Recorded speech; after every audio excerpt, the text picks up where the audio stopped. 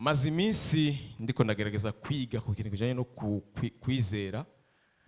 Ukwizera ni ijambo abakristo bamenyereye cyane cyane, kandi muri uko kurimenyera cyane no kwama baryumva iminsi yose, hariho bamwe hagati muri twebwe bibaza yuko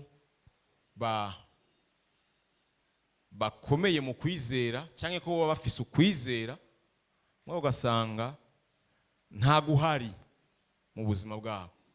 Bizera akanya gato nk'uko Yesu yatubwiye mu ijambo ryiwe, uwundi mwanya bagahinduka.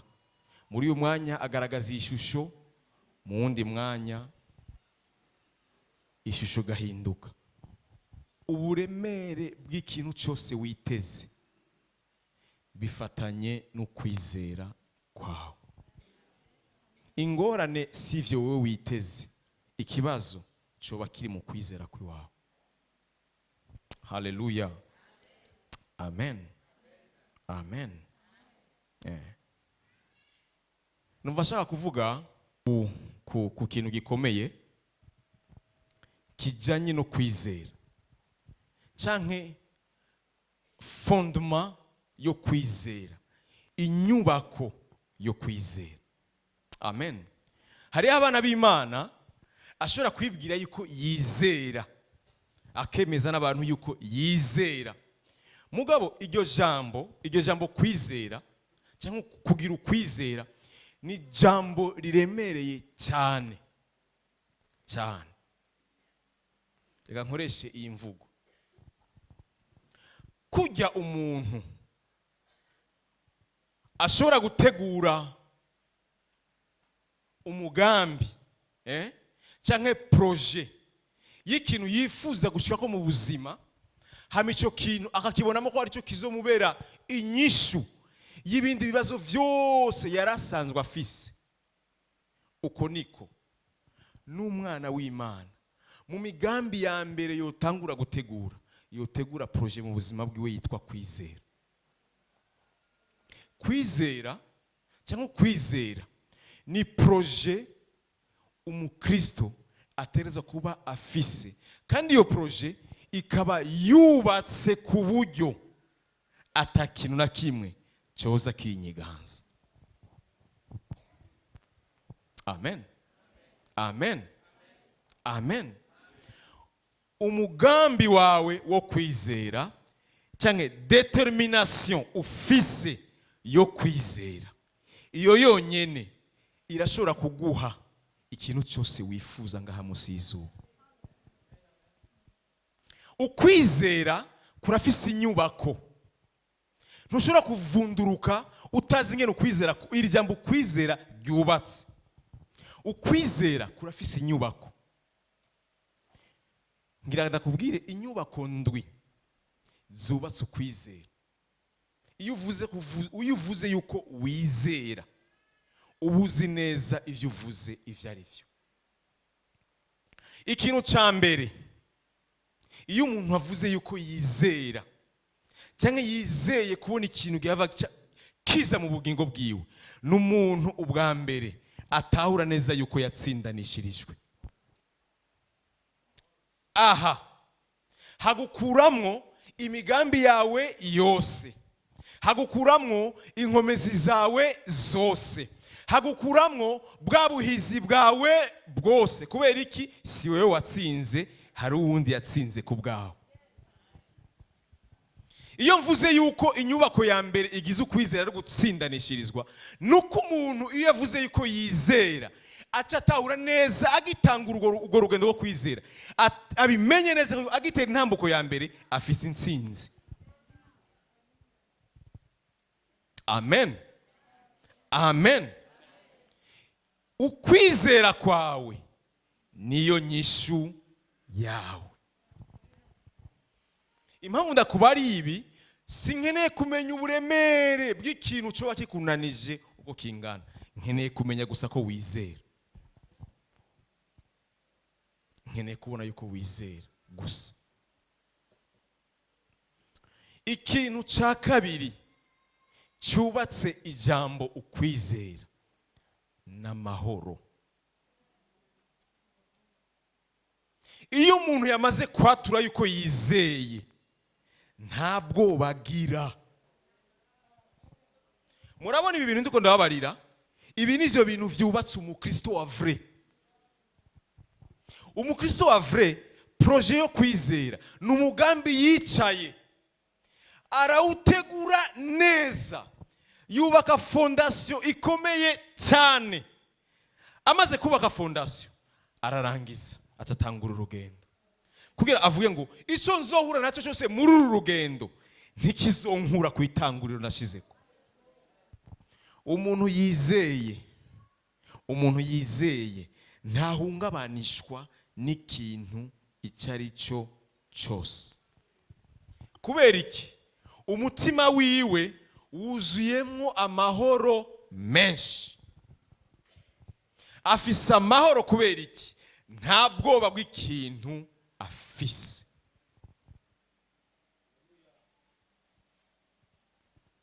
Aratekanye. Naho hazi imipfunda aratekanye. Naho hozi ibintu bitandukanye n'ivy'Imana yamubariye aratekanye.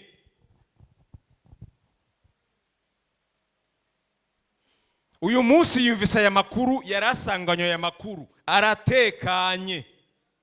Haheze igihe kingana uku, haheze imyaka ingana uku, ntarabona cya kindi yiteze, aratekanye. Amen. Amen. Umuntu azi neza yuko iyo yatuye ijambo kwizera, n'umuntu abizi neza yuko abeshejeho kubw'ubuntu bw'Imana. Yagiriwe ubuntu. Cya gatatu. Cyo ni cya gatatu. N'umuntu abizi neza yuko ubuntu bw'Imana bufatanye nawe. Aho yo kwisanga hose ubuntu bw'Imana buri kumwe nawe.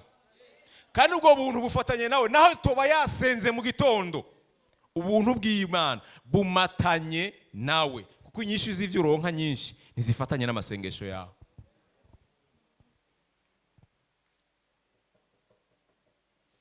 Amen.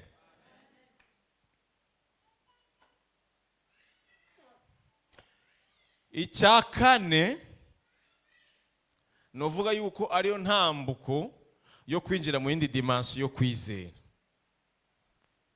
ni ikintu bita kunanizwa mu rugendo.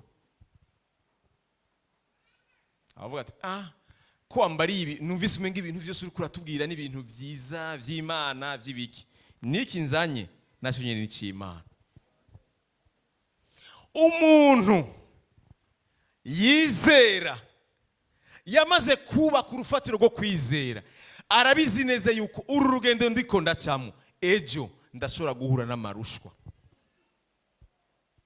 Amarushwa bisobanura kurushwa. Warushoboye ntugishoboye. Iki kigine kirakane rero.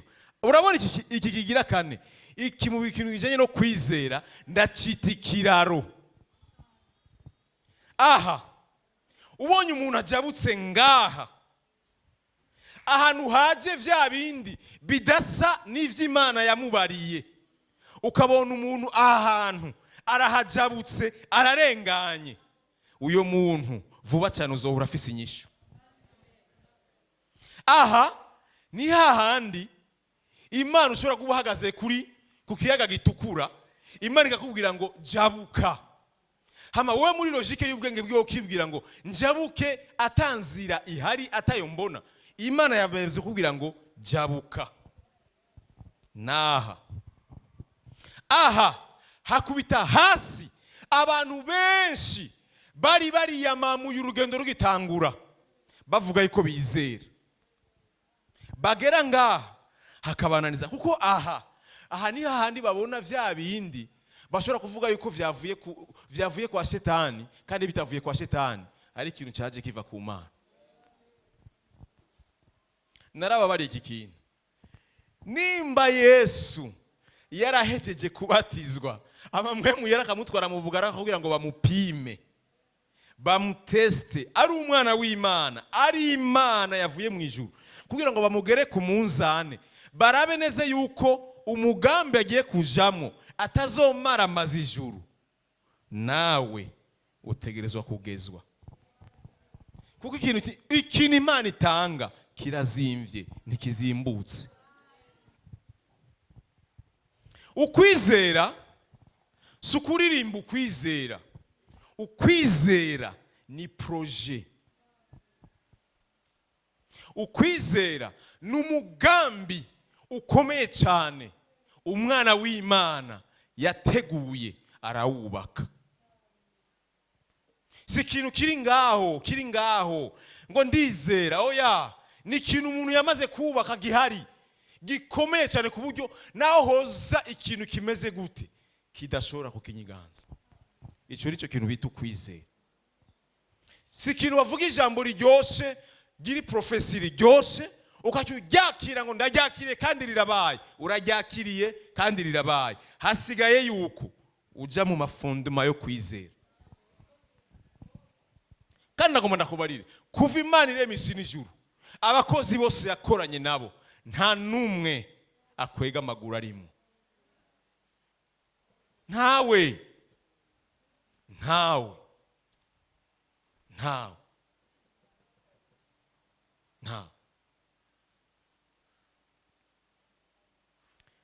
Gatanu, iyo umuntu avuze ko yizera, aba avuze ko yihangana. Iyo umuntu avuze yuko yizera, twebwe twamaze kubaka cyangwa abasanzwe bizera baba bazi neza ko babariye ngo jewe ndihangana.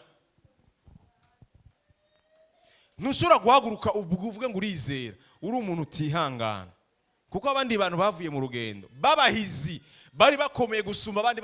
Hariho abantu twabonye imbere yacu mu rugendo, twari tuzi yuko aribo bazoba abantu bakomeye, bazoba Imana yarabavuze ku bintu bikomeye. Ivyo Imana yavuze no kwihangana kwiwawe ni ibintu bibiri bitandukanye, nta na hamwe bihuriye.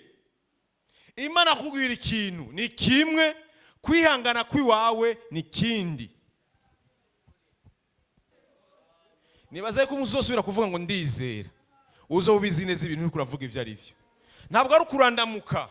Oya, ni umugambi wubatswe. Bibiri ivuga ngo wubatswe ku rutare, imvura yisegenye naho yoza ntinyiganza.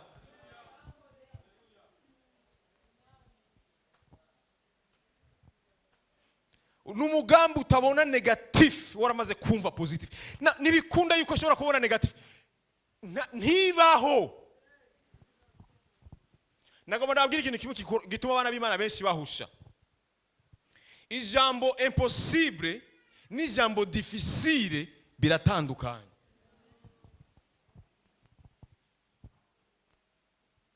Ndiko ndavuga mu isi y'umubiri, selon la logique, kuko impossible mu isi y'imwe ntibayo. Mu isi y'imwe hariyo difficile, nta impossible tuzi, nta niyo bemereye ko yinjira. Ikintu kida gatandatu, iyo umuntu avuze ko yizera, ni umuntu afise ivyizigiro.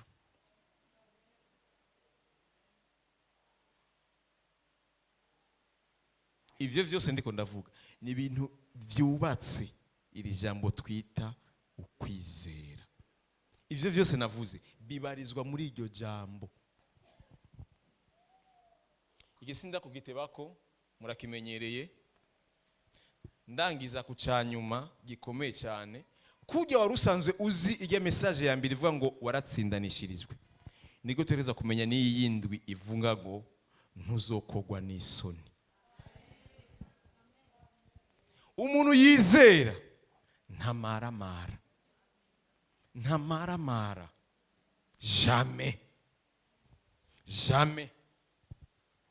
Ivyo birashobora gutebagana, mugabo ukiriho uzobibona, uzobibona, uzobibona. Amen, amen.